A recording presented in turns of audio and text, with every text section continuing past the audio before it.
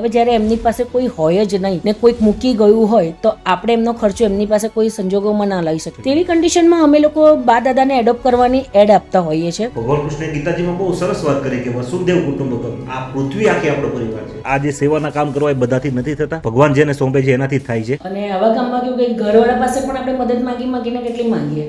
જેને માવતરનો બહાર લાગે છે ને એના મંદિરના પગથિયા ચડવાનો એનો કોઈ અધિકાર નથી. હું એવું માનું છું.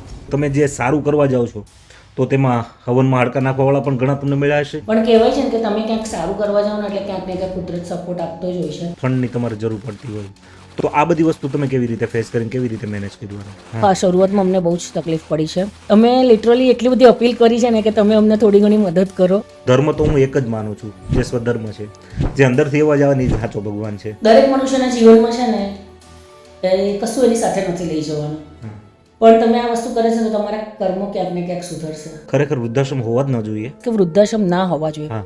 પણ આજકાલની પરિસ્થિતિ એવી થઈ રહી છે કારણ કે અત્યારે જોઈન્ટ ફેમિલી નથી, સંયુક્ત કુટુંબો તૂટી રહ્યા છે. કે ભાઈ 3 સંતાનો હોય છતાં પણ જે મા બાપને રજળતા મૂકી દેતા હોય છે. પણ ઘણીવાર શું થાય કે માવતર છે ને એ 2-3 સંતાનોમાં ભેદભાવ બહુ કરતા હોય. તમને સમાજ પાસેથી શું અપેક્ષા છે? હું તો એકદમ સાચી વાત તો કહું ને તો મને સમાજ પાસે તો એવી અપેક્ષા છે.